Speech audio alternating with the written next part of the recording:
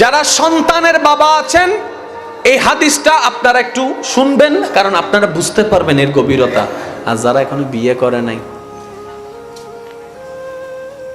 এতালে বাপে হদে বিয়ে করলে বুঝিবি, হয় না, হয় না?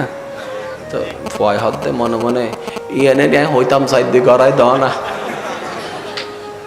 আছে না ইল্লে হদুন মাথা গাইলে আসুন, আছে না? একজন সাহাবা সন্তান হারাই গেছে, একটা মাত্র সন্তান ছিল, যেটা 6 বছর পরে হয়েছে। বিয়ের 6 বছর পরে একটা কি হয়েছে, সেই সন্তানটা খেলতে গিয়ে খুঁজে পাওয়া যাচ্ছে না, হারাই গেছে। আচ্ছা বলেন তো, যারা সন্তানের বাবা আছেন, সন্তানের মা যারা আছেন, ওনারা বুঝতে পারবে এটার অস্থিরতা কাকে বলে। আচ্ছা সন্তান যদি পাওয়া না যায়, বাবা মা পাগলের মতো হয়ে যায়, বাবা মা পাগলের মতো হয়ে যায়। দৌড়াই আসছে আমার নবীর কাছে, ইয়া রাসূলুল্লাহ আমার ছেলেকে আমি খুঁজে পাচ্ছি না। আমার নবীর সামনে তো কয়েকজন সাহাবা বসা, উনি আসার সাথে সাথে যখন বললেন ইয়া রাসূলুল্লাহ আমার সন্তানকে খুঁজে পাচ্ছি না, ওই সাহাবার ভিতরে একজন সাহাবা বললেন, ভাই চিন্তা করো না, তোমার ছেলেকে আমি অমুক জায়গায় দেখছি ছেলেদের সাথে খেলা খেলতেছে। আচ্ছা এই খবরটা শোনার পরে একজন বাবার অন্তরটা কেমন খুশি হইতে পারে? সত্য মিথ্যা পরে, পাইছি তো কোন একটা খবর, কথা বলেন রে ভাই, পাইছি তো কোন একটা খবর, আমার ছেলের সন্তান তো পাওয়া গেছে, যাক হাই জায়গারে তো নিয়ে যায় নাই, যাক মোড়ে তো আর যায় নাই, যাক নদী তো বাইসা তো যায় নাই, কেউ একজন তো দেখছে। আচ্ছা এই খবরটা পাওয়ার পরে বাবার পায়ের স্পিড কি স্লো হবে নাকি স্পিড বেড়ে যাবে? শোনার সাথে সাথে দৌড়াই যাওয়ার জন্য যখন প্রস্তুত নিলেন, আমার নবী সাহাবাকে ডাকলেন, ও সাহাবা দেখে আসো, বসো। ইয়া রাসূলুল্লাহ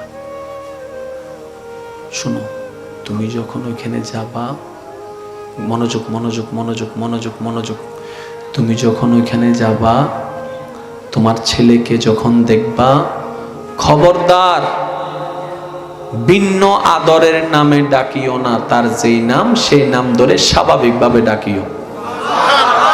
তাকে দেখার সাথে সাথে জড়াই ধরে, অনেকক্ষণ না পাওয়ার কারণে যে আবেগটা আর কি, জড়াই ধরে গালে মুখে চুমা খাইও না, স্বাভাবিকভাবে তাকে ওইখান থেকে ধরে বাসায় আনিও।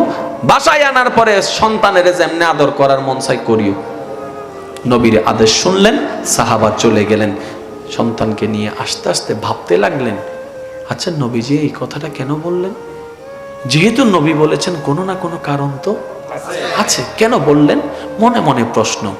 এবার সেই সাহাবা সন্তানকে ঘরে রেখে আবার আসলেন নবীর দরবারে, ইয়া রাসূলুল্লাহ বুঝি কিংবা না বুঝি আপনি যেরকম বলেছেন অতটুকু আমি পালন করেছি, কিন্তু আমার মনে মনে প্রশ্ন, আমি বাবা হয়ে সন্তানকে পাওয়ার পরও আবেগটাকে মায়াটাকে ধরে রাখতে বলেছেন, আদর করতে নিষেধ করেছেন, ব্যাপারকে একটু জানতে চাই, আমার কিউরিসিটি জাগছে, কারণটা কি? এবার আপনার আমার নবী কি বলছেন একটু শুনুন। হে আমার সাহাবা, তোমার সন্তান যাদের সাথে খেলছে তাদের ভিতর হয়তো এমনও কিছু সন্তান আছে যারা জন্মের আগে বাবা হারিয়ে ফেলেছে, এমনও কিছু সন্তান আছে যারা জীবনে কোনোদিন বাবার চেহারা পর্যন্ত দেখে নাই, এমনও কিছু সন্তান আছে যারা কখনো বাবাকে বাবা বলে ডাকতে পারে নাই। তুমি যখন তোমার সন্তানকে পেয়ে আদর ভালোবাসা দিয়ে জড়াই ধরতা, ওই বাবা হারা সন্তানগুলোর বুক ফেটে যেত। আপনি আমি সেই নবীর উম্মত যার দয়ার নজর একটা এতিম বাচ্চার মনের সন্তুষ্টির পর্যন্ত আছে। আপনি আমি সেই নবীর উম্মত। কখনো মনে রাখবেন, কোথাও গিয়েছেন, শুনেছেন যে ওই মানুষটার, ওই ছেলেটার বাপ মারা গেছে, মা মারা গেছে, খবরদার এরকম সন্তানের সামনে নিজের সন্তানকে, নিজের ভাইকে খাওয়াই দিবেন না, আদর করবেন না, করলে দুজনকে করবেন, না করলে কাউকে করবেন না, কখনো কাউকে করবেন না, নবীর সুন্নতের হক আদায় হয়ে যাবে। আপনি যখন একজন এতিম বাচ্চার সামনে নিজের সন্তানকে কোলে ধরেন, তারা তো মনে আশা জাগে, আমার বাপটাও যদি থাকতো আমাকে এভাবে জড়াই ধরতো।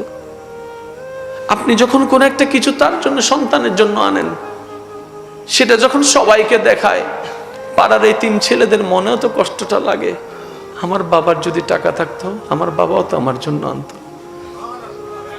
আমার রাসূল কি বিধান করেছেন জানেন? তোমার ঘরে খাবার যা আছে পাশের বাসার মানুষ খাবার খাচ্ছে কিনা দেখো, না পাইলে তোমার থেকে ভাগ দিয়ে দাও। আর যদি ভালো ইনকাম করতে পারো, মুরগি যদি রাঁধো, গরু গোস্ত যদি রাঁধো, জানালা বন্ধ করে দাও, গ্রানটা যেন বাইরে না যায়।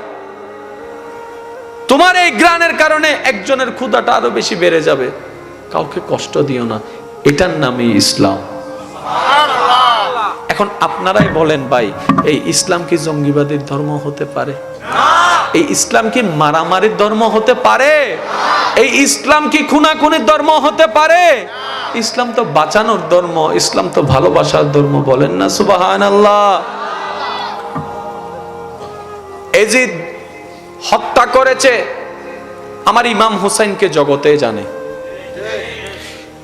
কারবালার ময়দানে সবাইকে শাহাদত করা হয়েছে, একজন পুরুষ মাত্র বেঁচে গিয়েছিল। কে জানেন তো? একটু বলেন না রে ভাই। ইমাম জয়নুল আবেদিন অসুস্থ ছিল, যার কারণে তার উপর হামলা করা হয়নি। ওই কুফা থেকে শুরু করে নিজের চোখের সামনে এজিদ বাহিনীর হাতে নিজের বাবাকে শহীদ হতে দেখেছি ইমাম জয়নুল আবেদিন। সেই থেকে এন্তেকাল পর্যন্ত উনি কখনো একটা মুস্কি হাসিও দেয় নাই। এন্তেকাল পর্যন্ত একটা মুস্কি হাসি দেয় না ইমাম জয়নুল আবেদিন। মদিনা পাকে আসার পরে উনি ছোট্ট একটা ঘর বানায় থাকতে রইলেন। এইদিকে এজিদের পক্ষে যারা যুদ্ধ করেছে তাদের সাথে এজিদের কি একটা সমস্যা হয়ে গেছে। এবার এজিদে তাদের বিপক্ষে মৃত্যু পরোয়ানা জারি করলো, ফাঁসির আইন জারি করলো। তারা নিজেদেরকে বাঁচানোর জন্য পালাই যেতে লাগলো। তাদের মধ্যে একজন পালাতে পালাতে মদিনায় চলে আসছে। নিজের জান বাঁচানোর জন্য কোথায় আসছে? একটু আওয়াজ দিয়ে বলেন না, ইসলাম কাকে বলে একটু দেখান না, ইসলাম কাকে বলে? মদিনায় চলে আসছে। মদিনায় চলে আসার পরে কোথায় থাকবে, কোথায় নিজেকে আত্মগোপন করবে, সেই চিন্তায় ভাবনায় পড়ে আছে। একজন বললেন, চিন্তা করিও না, এখানে এমন একটা ঘর আছে যেখানে মেহমান গেলে মেহমানদারির কমতি হয় না, চলো তোমাকে সেখানে নিয়ে যাই। কোথায়? ইমাম হোসাইনের ছেলে ইমাম জয়নুল আবেদিনের ঘরে চলো। এখন আপনারা তো জানেন, ঠেকাই পড়লে চাচাকেও বাপ ডাকতে হয়। কথা বলেন না রে ভাই, ঠেকাই পড়লে তো চাচাকেও বাপ ডাকতে হয়। এখন সে তো জানে ইমাম জয়নুল আবেদিনের আব্বাকে কে খুন করেছে। এখন সেই আজকে সেই ঘরে গিয়ে কি হচ্ছে, নিজেকে সেভ করছে। আচ্ছা গেল, যাওয়ার পরে 3 দিন 3 রাত থাকছে। ইমাম জয়নুল আবেদিন নিজে না খেয়ে তারা খাওয়াইছে। আর একটু জোরে বলেন না। এবার যখন ইমাম জয়নুল আবেদিনের ঘর থেকে বিদায় নিয়ে সেই মানুষটা বেরিয়ে যেতে লাগলো, ইমাম জয়নুল আবেদিন নিজের পক্ষ থেকে কিছু হাদিয়া, টাকা পয়সা আর কি ওনার হাতে পথ খরচ দিয়ে দিয়েছে। এখন বলেন, সবসময় কি ভাই জোতা দিয়ে মারা লাগে? কিছু কাজ দিয়ে তো মাইরে ফেলা যায়। এখন হাজার হইলেও তো সে নিজের ভুল নিজে বুঝতে পেরেছে। এখন মনে মনে চিন্তা করছে, সি আমি কারে মারলাম, যার ছেলেটাই আমাকে খাওয়াচ্ছে। আর একটু জোরে বলেন। ভাগ্যিস আমাকে চিনে নাই, চিনলে তো মাইরে ফেলতো, মেহমানদারি করতো না। ওই টাকাটা পাওয়ার পর একটা লজ্জাবোধ কাজ করছে, সি সি সি আমি কেমনে এরকম কাজটা করলাম। সে আবার ফিরে আসলো, মনোযোগ, সে আবার ফিরে আসলো ইমাম জয়নুল আবেদিনের কাছে। এসে বললেন, হুজুর আপনি মনে হয় আমাকে চিনতে পারেন নাই, আপনি মনে হয় আমাকে চিনতে পারেন নাই। তখন ইমাম জয়নুল আবেদিন ইমাম হুসাইনের ছেলে বলে, তোমাকে যখন প্রথম দেখেছি তখনই চিনতে পেরেছি, তুমি সেই ব্যক্তি যে আমার বাবা ইমাম হুসাইনের পিঠের পিছনে প্রথম তলোয়ার দিয়ে আঘাত করেছিলে, তুমি, আমি প্রথমেই চিনতে পেরেছি। সে বলে যে আমি তো ভাবছিলাম আপনি আমাকে চিনেন নাই। চিনার পর এত মেহমানদারি, চিনার পর এত নিরাপত্তা। এবার ইমাম জয়নুল আবেদিন কি বলে শুনুন, কই ওই দিন তুমি যেটা করেছিল সেটা তোমার চরিত্র, এই 3 দিন আমি যেটা করেছি সেটা আমাদের চরিত্র। ওটা তোমার অভ্যাস, এই চরিত্র, এটা আমার চরিত্র। আরে তুমি তো আওলাদের রাসূল না, আমি তো আওলাদের রাসূল। ইসলাম এটাকে বলে শত্রু যার ঘরে নিরাপদ থাকে। আর একটু জোরে বলেন না। বিশ্বাস করবেন ভাই, আপনি আমাদের জীবনে যত দুঃখ কষ্ট একটাও আল্লাহর আযাব নয়। অনেকে বলবে যে আল্লাহ আযাব দেয়, আল্লাহ কষ্ট দেয়, আল্লাহ পরীক্ষা করে। না, আল্লাহর আযাব আসবে, পৃথিবী টিকে থাকবে, সম্ভব? আল্লাহর আযাব আসবে, বখতিয়ার পাড়া টিকে থাকবে, সম্ভব? আল্লাহর আযাব আসবে, আপনি আমি টিকে থাকবো, সম্ভব? তা আপনি আমি তো টিকে আছি, আযাবটা কই? বুঝবেন আল্লাহর আযাব নয়। জীবনে আমাদের যত দুঃখ কষ্ট সব আমাদের নিজেদের ভুলের কারণে, নিজেদের কর্মদোষের কারণে। এক ভাই মোটরসাইকেল স্পিডে চলাই অ্যাক্সিডেন্ট করে ফইরা বলে যে আল্লাহ তুই আরে ফালাই দিও দে না। বলে না কেন কথা? হ্যাঁ এটা এখন দুঃখ দি আল্লাহ, আল্লাহ দায় তোর জোরে চলাইতাম হলাম না রে, ঠিক না বে? ঠিক একটা নিয়ম দিছে না আল্লাহ পাক, বলে বান্দা আমি তো নিয়ম জানাই দিয়েছি, খাওয়ার নিয়ম কি, ঘুমের নিয়ম কি, চলার নিয়ম কি, ব্যবসার নিয়ম কি, কথার নিয়ম কি, সুদের নিয়ম কি, ঘুষের নিয়ম কি, সব তো জানাই দিলাম, পালনটা তো আর আমি করব না, পালনটা তো তোমাদেরকে করতে হবে। আমাদের জীবন আল্লাহ এবং রসুল থেকে আমরা যত দূরে সরাই নিচ্ছি, আমাদের জীবন ততই কষ্ট, যতই দুঃখ, ততই কষ্ট, ততই যন্ত্রণার দিকে চলে যাচ্ছে। যদি জীবনে সুখ চান, একটাই রাস্তা, ফিরে আসুন আল্লাহর দিকে, ফিরে আসুন রসুলের দিকে। ওয়াল্লাহে আল্লাহর কসম বলে যাচ্ছি আজকের এই মাহফিল থেকে, যে বান্দা নিজের জ্ঞান দিয়ে, মন দিয়ে এতটুক বলবে আজকে থেকে আমার কোনো স্বপ্ন নাই, চাওয়া নাই, পাওয়া নাই, আক্ষেপ নাই, আফসোস নাই, আমার সম্পূর্ণ জীবন, আমার পরিবারের জীবনকে আমি আমার আল্লাহর রহমতের উপর ছেড়ে দিয়েছি, আল্লাহ পাক বলবে যে বান্দা আমার নামে যেহেতু ছেড়ে দিয়েছিস তোর জীবন নৌকা, আমি আল্লাহ কথা দিলাম এই জীবন নৌকা আমি ডুবতে দিব না। একবার ছাইরা তো দিয়ে দেখেন আল্লাহর নামে। আল্লাহর নামে ছেড়ে দেওয়া মানে ব্যবসা বন্ধ করে দেওয়া নয়, আল্লাহর নামে ছেড়ে দেওয়া মানে চাকরি না করা নয়, আল্লাহর নামে ছেড়ে দেওয়া মানে আফসোস না করা, আপত্তি না করা, হা হুতাশ না করা, এটার নাম হচ্ছে আল্লাহর নামে কি করা? আরো জোরে বলেন না। যেমন আপনি নৌকায় আছেন, ডিঙ্গি বাওয়াটার দায়িত্ব আপনার, এখন যেদিকে স্রোত সেদিকে তো যাবে, এখন আপনার দরকার উল্টার দিকে যাওয়া, এখন আপনার পক্ষে সম্ভব নয়, ওইখানে আল্লাহ আপনাকে হেল্প করবে। কথা বলেন না কেন? যেমন ডাক্তারদের কাছে যখন আপনারা যান, ডাক্তাররা কি করে, একটা অপারেশনের সময় বন সাইন নাই, কথা বলেন রে ভাই, সর্বোচ্চ লাইফ সাপোর্ট দেওয়ার পরও যখন কিছু হয় না, তখন ডাক্তার একটা কথা বলে, আল্লাহ আল্লাহ করো, আল্লাহ আল্লাহ করো, মারা তো তার নাই এনবে কিনা আল্লাহরা তো এতম বাদায় হদ দে, এতম বাদায়ের হদ দেখি ইয়ার প্রথম দিয়ে হ না ওয়াসিন দেন গজ্জু ইনশাআল্লাহ আর চেষ্টা করির, বাকি না আল্লাহর দয়া, আল্লাহ দুবুক আর বন্ধার নাম লই দে না। আচ্ছা ও আজিব ডাইল ইতে যাইরা চিকিৎসা করতে করতে তুই যাইরা কেন হাড় তার গান জোড়া লাগাই দাও, আর কেন জোড়া হন না? এরকম হাজার হাজার ঘটনা আছে কি নাই? আরো জোরে বলেন আছে কি নাই? ডাক্তার বলেছে বাচ্চা হবে না, এমন অনেক পরিবার আছে আল্লাহর দয়ায়, আল্লাহর উপর ভরসার কারণে, আল্লাহর ওয়ালিদের উসিলায় আল্লাহ ওনাদের ঘরে বাচ্চা দান করেছেন। আপনার গ্রামও এরকম অনেক ঘটনা। ডাক্তার বলে কেমনে, ডাক্তার বলে কেমনে, ডাক্তার বলে কেমনে হয়েছে, এবার বান্দা বলে আমিও জানি না, আল্লাহ বলে যে আমার বান্দা আমার নাম নিছিল তো ওই নামের বরকতে দান করে দিয়েছি। সুবহানাল্লাহ। আপনি কেন ভয় পাচ্ছেন কবরকে? আপনি কেন ভাবছেন হাসর নিয়ে? আপনি তো মুসা নবীর উম্মত নন, আপনি তো কামলিওয়ালা নবীর উম্মত। আরে বাঘের বাচ্চার মতো না হাসরের ময়দানে যাবেন, যদ্দূর পারেন সৎ থাকার চেষ্টা করেন, যদ্দূর পারেন আমল করার চেষ্টা করেন, পারলে পারলাম না পারলে নাই, অন্তত আল্লাহকে হাসরের ময়দানে গিয়ে বলতে পারবো মওলা তোমাকে খুশি করার মতো কোনো যোগ্যতা আমার কাছে নাই, তোমাকে রাজি করার মতো কোনো ইবাদত আমার কাছে নাই, কিন্তু আমি বান্দা হিসেবে চেষ্টা করে গিয়েছিলাম। নামাজ পড়ার দরকার নাই, নামাজ পড়ার চেষ্টা করেন। আমি আর কিভাবে জীবনকে সহজ করতে হয় আমার জানা নাই, আমি যত সহজভাবে বলা যায় আমি বলার চেষ্টা করছি। আল্লাহকে রাজি করার মতো কোন যোগ্যতা ক্ষমতা আমাদের কাছে আছে? তা আল্লাহরে যদি রাজি করতে না পারি কবরে যাইলে তো, কবরে যাইলে কি মায়ের মায়ের, কবরে যাইলে কি হাসরে গেলে, যদি আল্লাহ রাজি না হয়, তা আল্লাহকে রাজি করতে গেলে তো কোটি বছরও পারবো না। সেজন্য দোয়া করবেন, আল্লাহ তুমি রহমান, তুমি গফফার, তুমি সত্তার, তোমার এত বিশাল জান্নাতে আমাকে ছোট্ট একটা জায়গা দিলে কম হবে না। আরো জোরে বলেন না রে ভাই। ও আরো 10টি আদ ইদা হদে কি হাতুন ফস নাকি হদে না বিখ্যাত ওই দি হদিলে করি কাজ ভিক্ষার আওয়াজে বিল্লা নাম ফরিব না। আচ্ছা ভিক্ষা কি টাকার কথা আগে বলে নাকি আগে কাহিনী বলে? 3 দিন ধরে কিছু না হয়, আরে অসুস্থ, ইন হনার কিছু দাও না। আর আল্লাহর হাসে কেন করিস? আল্লাহ কান সৌরি দো, আল্লাহ কান গিয়া ব্যবসা দো, ওমা আগে বড় কিছু নাই। সেজন্য নবী বলেছেন, যখনই দোয়া করবা, আল্লাহর দরবারে হাত তুলবা, নিজেকে আগে ভিক্ষুক বানাও। আরে জোরে বলেন না রে ভাই, সুবহানাল্লাহ। নিজেকে আগে মনে মনে কি বানাও? ভিক্ষুক বানাও। রহমতের দরবারে ভিক্ষুক হিসেবে দাঁড়াও।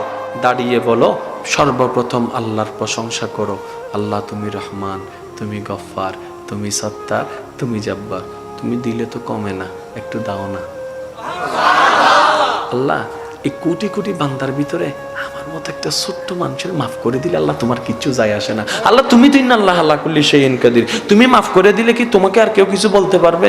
আল্লাহ আমার গুনার চাইতে তো তোমার রহমত বিশাল, একটু মাফ করে দাও না। এই কথার চলের মধ্যে আল্লাহ মাফ করে দেয়। আর আমরা কি করি? দাও না, ওগো ফুয়া দাও না। কথা বলেন না রে ভাই। হযরত যতগুলা নবী সন্তানের জন্য দোয়া করেছেন, জাকারিয়া আলাইহিস সালাম দোয়া করেছেন কি? আল্লাহ আমাকে একটা সন্তান দাও। না না না, কিভাবে দোয়া করেছেন? যেমন ইব্রাহিম নবীর দোয়া, হ্যাঁ, রব্বানা ওয়া বা'আস ফীহিম রাসূলাম আয়াতের মধ্যে আছে, আল্লাহ আমাকে এমন একটা দাও যেটা আয়েশা কোরআন তেলাওয়াত করবে, যেটা অপবিত্রকে পবিত্র বানাবে। কাহিনী বইলা তারপরে বলে যে একটা দাও না। যেটা দিছে সেটা মুস্তাফা হয়েছে। আরো জোরে।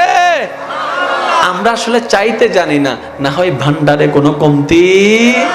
হৃদয়ের জানালাটা খুলে দাও না, হৃদয়ের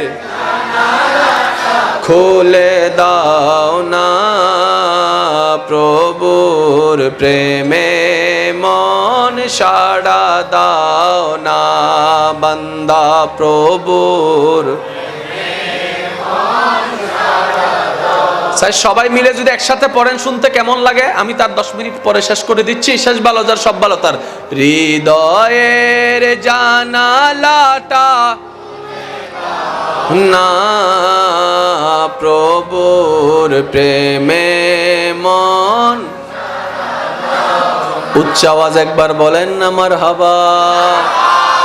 আজকের পর থেকে কি আমরা আগের মতে চাইবো নাকি নতুন ভাবে চাইবো? জোরে বলেন না। একদম শর্টকাট বলি, আল্লাহর কাছে পাইবেন, বাদ পড়বে না। শুধু দোয়াটা হালাল হতে হবে। আল্লাহ ঈদের মারি গেল, আল্লাহ ঈদের ব্যবসাতে কেন লস হাবাই দো, ঈদের বড় মাইফিবে কেন ভাবাই দো। হবে দোয়া প্রথম কি হতে হবে? হালাল। হালাল কি? হালাল দোয়া কি? যেই দোয়ার পক্ষে আল্লাহ এবং রসুলের রায় আছে। প্রথম শর্ত হচ্ছে দোয়ার এটা যে আপনার দোয়াটা পবিত্র হতে হবে, কারো ক্ষতির হতে পারবে না, অন্যায় শরীয়ত বিরোধী কোনো কথা হতে পারবে। আর আল্লাহ 2 বোতল ভাড়ায় দাও, অবুনা মাতন না, অনারা হন না হন গৌজুর যদি হয় আল্লাহ 2 বোতল ভাড়া দিন দেবে। কিন্তু কিরবা বুনা যাতে তুমি গেইগুকা হয়তো হারাম দোয়া করছি দে আমার মা বক্তিয়ার হারার মানুষ তো হারাম দোয়াও বুঝে, তাহলে সাহেবের সময় বুঝি চাইবেন দেরি হিবেজিল্লা হারাম উতেরো বাড়ি মাইভে বের বিয়ের আগে সহন হারাম তো না মানে হাত জড়িলে হতে মেসেঞ্জার বন্ধ করে দাম বুড়ি কষ্ট পাইতে লাগবে না। আর হঠাৎ শুনেন, আপনি মেয়েটাকে ভালোবাসেন কয় বছর? 3 বছর, 4 বছর, 5 বছর। আপনি ছেলেটাকে পছন্দ করেন কয় বছর? 3 বছর, 4 বছর, 5 বছর। নিজেদের ভালোবাসাকে বাস্তব প্রমাণ করার জন্য অনেক ছেলে মেয়েরা কি করছে? পালাই বিয়ে করছে। ঠিক? মা বাবার সম্মান কোথায় যাচ্ছে হিসাব নাই। দর্শনে মা বাবাকে কি কথা শোনাবে হিসাব নাই। এটা আমাদের জীবন, আমরাই আমাদের জীবনের সিদ্ধান্ত নিব। 18 বছর অন পর্যন্ত বৈদিকীতে গুপ মারিয়ে রে আছে না? আচ্ছা আমি মানলাম। এখন আপনি ছেলেটাকে, ছেলে কিংবা মেয়েটাকে পছন্দ করেন কয় বছর? বলেন না কয় বছর? এখন বলেন তো মেয়েটার সাথে মার সম্পর্ক কয় বছর? ছেলেটার সাথে মার সম্পর্ক কয় বছর? 20 বছর। 20 বছর কয় বছর? তাহলে 5 বছরের সম্পর্ক রক্ষা করার জন্য 20 বছরের সম্পর্কের উপর পা দিয়ে দিলেন আপনি। আপনি 5 বছর কাউকে ভালোবাসেন বলে আপনার এত আবদার, আপনার মা আপনাকে যে 20 বছর ধরে ভালোবাসে, আপনার মার কি কোনো আবদার থাকতে পারে না? আপনার বাবার কি কোনো স্বপ্ন থাকতে পারে না? এমন অনেক মাও তো আছে নিজের বিয়ের শাড়িটা যত্ন করে রেখে দিয়েছে। মা কেন রাখলি গো? মা বলে যে আমার ছেলের জন্য যখন আমি বউ আনবো, আমার শাড়িটা দিয়ে কিন্তু আমি বউটা আনবো। এই স্বপ্নটা কখন থেকে দেখছেন জানেন? যখন আপনি কোলে ছিলেন। যখন আপনি কোলে ছিলেন, ও আমার যুবক ভাইয়েরা, হয়তো আপনার মা আপনাকে বলে নাই, আপনি যখন কোলে ছিলেন, কোলের মধ্যে দুলতো, মা স্বপ্ন দেখতো এই ছেলে বড় হবে, একটা ঘরে বউ আসবে, নাতি নাতনি হবে, আমি বুড়া হব, নাতি নিয়ে খেলবো, আমার বউটাকে আমি আমার শাড়িটা পরাই আনবো। 20 বছরের স্বপ্ন আপনি ভেঙে দিচ্ছেন মাত্র 5 বছরের কারণে। সেজন্য পালাই বিয়ে করলে সুখ হয় না। বাস্তব দেখেন না আপনারা ভাই, প্রেম করে বিয়ে করলে সুখ হয়? দাদা নানা 60 বছর সম্পর্ক, দাদাই দাদি সুন্দর করে সংসার করছে 60 বছর 50 বছর, নাতিরা 5 বছরও পারে। কারণ রহমতকে খুশি না করলে কখনো শান্তি আসবে না। ইমানদার ভাই, একটু গভীর মনোযোগ। আপনার আমার নবীকে আমার আল্লাহ এত শান দিয়েছেন, যার কদম ছিল জমিনে, হাতটা বাড়াই দিলে হাত চলে যেত জান্নাতের বাগানে। আর একটু চিৎকার দিয়ে বলেন সুবহানাল্লাহ। আল্লাহ আপনাকে আমাকে জাহান্নামে দেওয়ার জন্য বানাই নাই। সামনে চলে আসেন, এখানে চলে আসেন। মাশাআল্লাহ, আমারও বিদায় সময় এসেছে, 5 মিনিটে শেষ করতেছি। আল্লাহ আপনাকে আমাকে জাহান্নামে দেওয়ার জন্য বানাই নাই। ও মুসলমান ভাই, আপনি খেয়ালও করেন নাই কষ্টের জায়গা আল্লাহ বানাইছে, শান্তির জায়গা আল্লাহ বানিয়েছে। কিরে আল্লাহ, তুমি একটা কেন বেশি বানাইলা শান্তির জায়গা? আল্লাহ বলে যে আমি তো ইঙ্গিত দিয়ে দিছি আমার বান্দাদেরকে, জান্নাত একটু পাবলিক বেশি হবে, তো জায়গাটাও বেশি লাগবে, জায়গাটাও বেশি লাগবে, জায়গাটা। কেন আপনি ভয় পাচ্ছেন কবর নিয়ে? কেন আপনি ভাবছেন করছেন হাসর নিয়ে? করে যান না প্রেম নিয়ে, করে যান না আল্লাহর মহব্বত নিয়ে। শুনলে অবাক হয়ে যাবেন, মুসা নবীর একজন উম্মতকে 1000 অপরাধ করার পরও আমার আল্লাহ জাহান্নামী থেকে জান্নাতি ঘোষণা করে দিবেন হাসরের ময়দান। আরো জোরে বলেন না রে ভাই, চিৎকার দিয়ে বলেন সুবহানাল্লাহ। এবার ফেরেশতা বলবে রব্বে করিম, তার গুনাহ তো অনেক বিশাল, জাহান্নাম তার স্থান, জান্নাত দিচ্ছ কেন? এবার আপনার আল্লাহ, আমার আল্লাহ কি বলবে জানো? ফেরেশতা শুনো, সে একদিন রাতের বেলা ঘুমের সময় ডান কাত থেকে বাম কাত, মনোযোগ আছে? মনোযোগ আছে? দেখেন আল্লাহ মাফ করার জন্য কত আগ্রহী, বান্দাকে মাফ করার জন্য কত আগ্রহী। ডান কাত থেকে বাম কাত হওয়ার সময় ঘুমের ভিতর একবার আমাকে আল্লাহ বলে ডাকছিল। ওই আল্লাহ ডাকটা আমি কবুল করছি, সারা জীবনের গুনাহ মাফ করে দিছি, কারণ আমি তো সর্বক্ষমতার অধিকারী। বলেন না সুবহান। আপনি ভাবছেন আপনি মুসা নবীর উম্মতের জন্য যদি একবার আল্লাহ ডাকার কারণে মাফ হয়, আপনি আমি তো মুস্তাফা নবীর উম্মত। শুধু আমাদেরকে একটু পরিবর্তন হতে হবে, কি? আমাদেরকে একটু ধৈর্য বাড়াতে হবে। ধর্মের কথা বাদ দেন না, জান্নাতের কথা বাদ দেন না, অন্তত সমাজ সুন্দর রাখার জন্য তো ধৈর্যের দরকার আছে ভাই। পরিবারের শান্তির জন্য তো ধৈর্যের দরকার। সওয়াবের কথা বাদ দেন, শান্তির কথা চিন্তা করেন, ধৈর্যের দরকার। অন্যকে ছাড় দেওয়ার দরকার। জীবনে যদি সফলতা করতে চান, একটা কথাই বলবো, কেউ যদি গালি দেয়, প্রতি উত্তরে তাকে মুস্কি হেসে সালাম দিন। মন মতো সুবহানাল্লাহ আমি পাইনি। যদি 2 জগতে কামিয়াবি করতে চান, আজকে থেকে, এতদিন কি করেছেন? একটা গালি শুনেছেন, 2টা দিয়েছেন, তো লাভ কি হয়েছে? সে 3টা দিয়েছে। কথাই না পারলে শেষ পর্যন্ত মারামারি তো যখন খোঁজ মিটে নাই, তখন আপনার জন্য সে রাস্তায় দাঁড়ায় রয়েছে, 1 সপ্তাহ পরে পিছন থেকে ছুরি মেরে দিছে। যতগুলা খুন হচ্ছে, মনে রাখবেন এই খুনগুলো আজকের খুন নয়, এগুলোর বীজ বপন হয়েছিল অনেক আগে থেকে। মনে রাখবেন এটা। যদি কখনো কোনো মার্ডার দেখেন পিস্তল দিয়ে, ছুরি দিয়ে, মনে রাখবেন যে এটার পিছনে কিছু কাহিনী আছে। ওই 1 বছর আগে যে মারছিল সবার সামনে, এই 1 বছর ধরে সে সুযোগ খুঁজতেছিল, যে আজকে মারিয়ে দিছে। আপনি নিজের ক্ষতি করে লাভ কি? যদি কামিয়াবি চান, সফল চান, কেউ যদি আপনাকে গালি দেয়, মুস্কি হেসে তাকে একটা সালাম দিবেন। তাকে বলবেন, আমাকে গালি দিয়ে যদি তোর মনটা শান্তি না হয়, আরো দে, আরো দে, আরো দে, আরো দে। অন্তত এই অশান্তি সময়ের, অশান্তি সালে, অশান্তি যুগের মধ্যে এসে কারো সুখের তো কারণ হতে পেরেছে। কেউ আপনার বদনাম করবে, আপনি তার প্রশংসা করুন। আপনার রহমান দেখছে তার গালিটা, আপনার রহমান দেখছে আপনার সালামটা। এবার আল্লাহ যখন রহমত দেওয়া শুরু করবে, আপনার ভাগেরটাই বেশি হয়ে যাবে। এটাই তো জীবনের সার্থকতা। কথা বলেন না রে ভাই? শুধু আপনাদেরকে উদাহরণটা দিই, আপনারা বুঝতে পারবেন। যখন 3 জন মুসলমান ছিল পৃথিবীতে, তখন ওনারা 5 জন বানিয়েছেন। শুরুতে যখন 3 জন ছিল, ওনারা চেষ্টা করে কয়জন বানিয়েছেন? 5 জন। যখন 5 জন ছিল, ওনারা কষ্ট বিষ্ট করে কয়জন বানাইছে? তো সেই তুলনায় তো আমরা সারা পৃথিবীতে এতগুলো মুসলমান, আমরা সবাই মিলে কাজ করলে তো সব বিধর্মী মুসলমান হয়ে যেত। এখন নিজেকে প্রশ্ন করে দেখেন তো, আমি মুসলমান ঠিক আছে, আমি কয়জন মুসলমান বানিয়েছি? তার মানে আমরা দায়িত্ব পালন করছি না। তো ওনারা কিভাবে এই মুসলমান মাথা এই ফর কালমা ফর, ঠিক না? এরকম করছে না। কিভাবে মুসলমান বানিয়েছে আমি শুধু আপনাদেরকে একটা উদাহরণ দিই।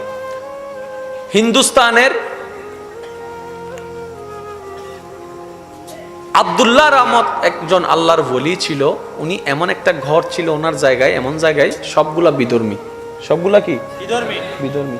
এতগুলা বিধর্মীর মাঝখানে একটা মুসলমান থাকা বড় কঠিন বিষয় না ভাই? এতগুলা দাঁতের মাঝখানে জিব্বা যেমন, বিধর্মীর মাঝখানে। এখন বিধর্মীরা ওনারা ঠেলে ঠেলে পাঠাই দিতে চায়। উনি বলে যে আমার বাবার বাড়ির যাই আমি যাব। এখন তারা কি করছে, কয়েকটা কাজ কর, তারা জ্বালা। কেমনে জ্বালাবি? ওই সারা দিনভর যতগুলো ময়লা হবে রাতের বেলা ওনার ঘরের সামনে ফেলাই দিবি। বুঝেন না মনে কথা? 10 পরিবার ময়লাগুলা ওনার ঘরের সামনে ফেলবি, উনি তেমনে চলে যাবে। ওমা একদিন ফেলছে, সকালবেলা তারা অপেক্ষা করে, উনি দরজা খুলে দেখবে ময়লাগুলা চেতবে, চিল্লাবে, দেখে যে কোনো আওয়াজ নাই। আব্দুল্লাহ রহমতুল্লাহ আলাই নিজে হাতে ময়লাগুলাকে নিয়ে ফেলে দিয়ে আসছেন বাইরে। তারা আবার ফেলছে, আবারও ফালাই দিছে, আবারও ফেলছে। এইভাবে দীর্ঘ অনেক মাস ময়লা ফেলছে, উনি একটা আওয়াজও করে নাই। খুব খেয়াল করবেন, 10টা বিধর্মী পরিবারে একজন মুসলমান কি করছেন দেখেন, একটা আওয়াজও করে নাই। এখন হাজার হলে তো মানুষ, তাদের ভিতরে একটা লজ্জাবোধ তোর বাদ দেয় চাই, হারায় লাগু তাই দি জীবন অলরের মাতন না ভাই। আমি আপনাকে যদি বলতে থাকি, আপনি চুপ করে থাকেন, কিন্তু ঝগড়া হবে না তো, ঠিক না? সেজন্য নবী বলেছেন, স্বামী গরম হলে স্ত্রী চুপ থাকো, স্ত্রী গরম হলে স্বামী চুপ থাকো। এটাই হচ্ছে বন্ধুত্বের সম্পর্ক। সুবহান। স্বামীরও যেমন মন, স্ত্রীরও মন আছে। স্বামীও যেমন মানুষ, স্ত্রীও মানুষ। স্বামীরও যেমন ইচ্ছা আছে, স্বামী স্ত্রীরও ইচ্ছার অধিকার মনে রাখবেন এগুলা। এখন তারা বন্ধ করে দিলেন। যেদিন বন্ধ করে দিলেন, আব্দুল্লাহ রহমতুল্লাহ দরজা খোলার পরে দেখে যায় আজকে ময়লা নাই, তার মানে ধৈর্যের পরীক্ষায় জিতে গেছে। বলেন না সুবহানাল্লাহ। কিন্তু আপনি আমি হইলে তো খুশিতে আসমানে উঠে যেতাম, জিতি গেই খুশিতে আসমানে জিতি গেই, আজ এত ময়লা নাই। কিন্তু আব্দুল্লাহ রহমতুল্লাহ কি করলেন, ওইখান থেকে বের হয়ে প্রত্যেকটা ঘরে গেলেন। তারা দরজা খুলে দেখে যে আব্দুল্লাহ যারে জ্বালাইছে উনি আমার ঘরে। উনি বলে, আপনারা মনে হয় আজকে ময়লা ফেলতে ভুলে গেছেন, তাই আমি নিজে আসছি আপনাদের ময়লাগুলো নেওয়ার জন্য। তারা হয়তো, তুমি কি মানুষ না ফেরেশতা? চাই হস হয় আগে, অত গোসানো লাগে, লাগে তো স্যাতন লাগে, লাগে তো এদিন ধৈর্যকা। তখন উনি বললেন, আমাদের ধর্মের নবী আমাদেরকে শিখিয়েছেন, অন্যের ক্ষতি করিও না, অন্যের ক্ষতি করিও না, অন্যের ক্ষতি করিও না। নিজের জীবনটা কখনো কারো কষ্টের কারণ হয়ে দাঁড়াইও না। বিপদ যত আসবে ধৈর্য ধরো, আল্লাহ তোমাকে সফলতা দিবে। শুধু নবীর হাদিসটা পালন করার জন্য আমি কিচ্ছু বলি নাই, না হলে মানুষ হিসেবে রাগটা আমার ভিতরেও ছিল। নবীর হাদিসকে প্রাধান্য দিয়ে রাগটাকে মাটির নিচে দাপন করেছি। এই চরিত্রটা দেখে 10 পরিবারের সবাই কলমা পড়ে মুসলমান হয়ে গেছে। সুবহানাল্লাহ। কোনো বোমের দরকার বাস, আপনি শুধু ওই ঘটনা থেকে কপি করে ধৈর্যটাকে নিয়ে আসেন না, সফলতা তো আপনার হাতে এমনি আসতেছে। আমি শুধু এতটুকু অনুরোধ জানাবো, জীবনে যদি সফলতা চান, আল্লাহ এবং রসুলের দিকে ফিরে আসুন। আর কোনো উপায় বলেন, আর কোনো উপায়? ঝগড়া করেও কোনো লাভ নাই, মারামারি করেও কোনো লাভ নাই। শেষ ভালো যার, সব ভালো তার। আমি এখন শেষ করছি। আমি সবার মুখে একটু আল্লাহর জিকিরটা শুনতে চাই, ঈমানি আওয়াজে সবাই আমার সাথে সাথে বলেন সুবহানাল্লাহ। কোন আল্লাহর বান্দার জবান যেন চুপ করে না থাকে, প্রেমময় আওয়াজ নিয়ে ক্ষমা পাওয়ার আশায় রহমানের দরবারে ভিক্ষুক সেজে ঈমানি কণ্ঠে একবার বলি সুবহানাল্লাহ। আরেকটু চিল্লায় বলেন সুবহানাল্লাহ। এবার বলেন আলহামদুলিল্লাহ। এবার বলেন লা ইলাহা ইল্লাল্লাহ, লা ইলাহা ইল্লাল্লাহ, লা ইলাহা ইল্লাল্লাহ। এবার দুই হাত আল্লাহর দরবারে তুলে বলেন আল্লাহু আকবার, আল্লাহু আকবার, লা ইলাহা ইল্লাল্লাহ, মুহাম্মাদুর রাসূলুল্লাহ সাল্লাল্লাহু আলাইহি ওয়াসাল্লাম। উচ্চ আওয়াজে বলেন মারহাবা।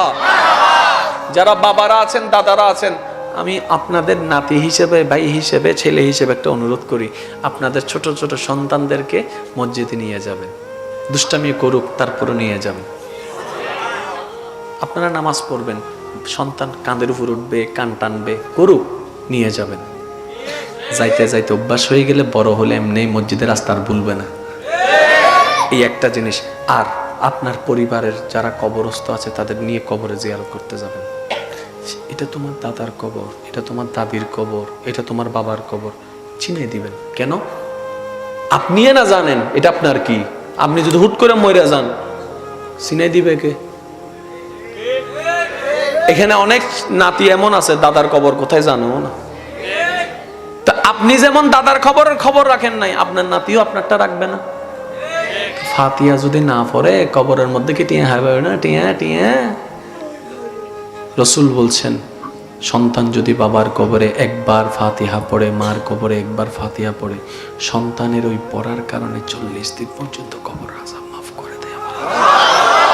একটা ফাতিহা কয় মিনিট লাগে রে ভাই? 1 মিনিটও তো ভালো করে লাগে না। আপনি পড়বেন আপনার বাবার জন্য, মার জন্য, আপনার সন্তানও পড়া শুরু করবে মার জন্য, বাবার জন্য। এখানে আর কোনো কিছু লেনদেন, শুধু একটা লেনদেন আছে, সওয়াব দিবেন সওয়াব পাবে, সওয়াব দিবেন সওয়াব পাবে, সওয়াব দিবেন সওয়াব পাবে। বলেন না সওয়াব? এখানে অনেক সন্তান এমন আছে বিদেশ করে বর্তমানে, অথবা বিদেশ করে এসেছে। একটা সময় টাকা ছিল না, মাকে আম খাওয়াইতে পারে নাই,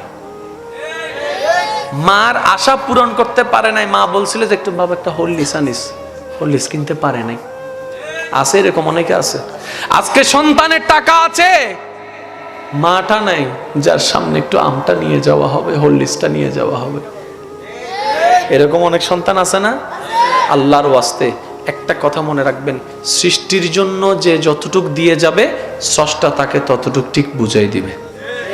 দুশমন হোক আপন হোক, করে যান, আপনি আল্লাহর কাছ থেকে নিয়ে নেবেন। আল্লাহ আমাদের সবাইকে কবুল আর মঞ্জুর করুক, এই মাহফিলকে কবুল করুক। মানুষ কি কম হয়েছে নি? কদ্দুর মানুষ এসে আমি আসলে দেখতেছি না চোখের কারণে। একটু হাত তুলে দেখান তো। ও বাজি রে, হতুন এসে দেখুন মানুষ। হ্যাঁ, হস্তই না হনো ভাই, পিছনের ভাই কোল হস্তই না হনো, গালটেল দিবেনি হনো, গালটেল নদ্দু হাত তো না। আবার আপনারা তো সবাই জানেন। আচ্ছা, আমাকে চিনেন কে কে? হাত তুলেন। বেগুন ঘরের মানুষ এরা শুধু আছে অসায়। আচ্ছা, মোকারম বাড়ি জীবনে কোনোদিন ওয়াদা মিস করছে? টাইম নিয়ে 19-20 করছে? কখনো যদি আমাকে দাওয়াত দেন, আমি সকলের কাছে আজকে একটা অনুরোধ করে যাই, এমন ভাবে দিবেন যেন আমার পরের মাহফিলের দাওয়াতের সাথে 19-20 না হয়। এমন কোনো আবদার করবেন না যেন আমার কারণে অন্য একটা মাহফিলে লেট হয়ে যায়।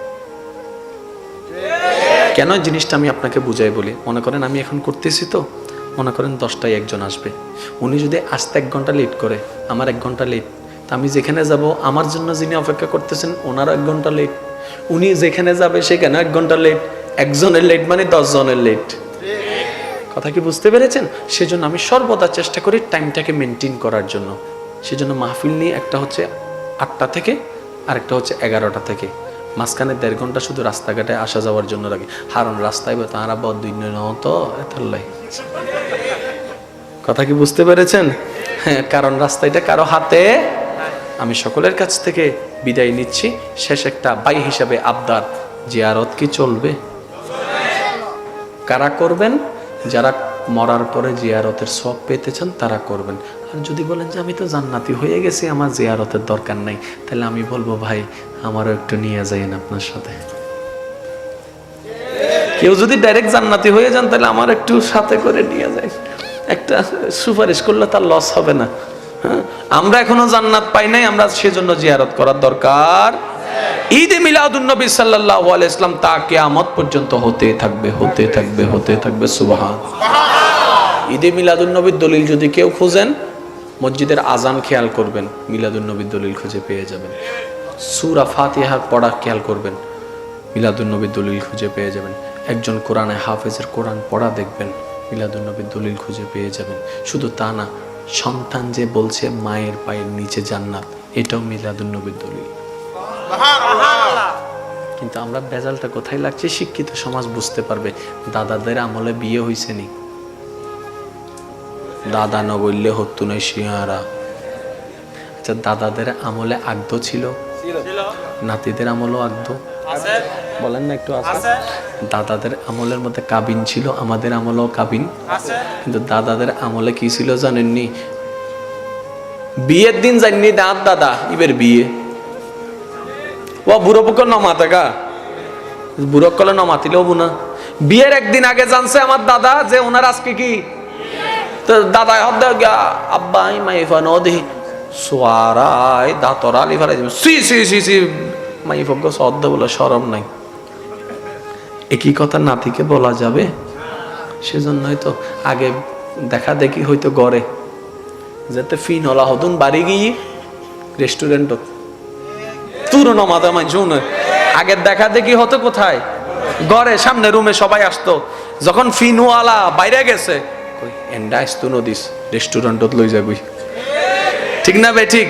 তো সুতরাং মিলাদুন্নবী সাহাবার যুগও ছিল। মিলাদুন্নবী মানে জিক্রে আল্লাহ, জিক্রে মুস্তাফা। আল্লাহ কবুল করুক, আমিন। ওয়া আখিরু দাওয়ানা আলহামদুলিল্লাহি রাব্বিল আলামিন। আসসালামু আলাইকুম ওয়া রাহমাতুল্লাহি তাআলা ওয়া বারাকাতুহু।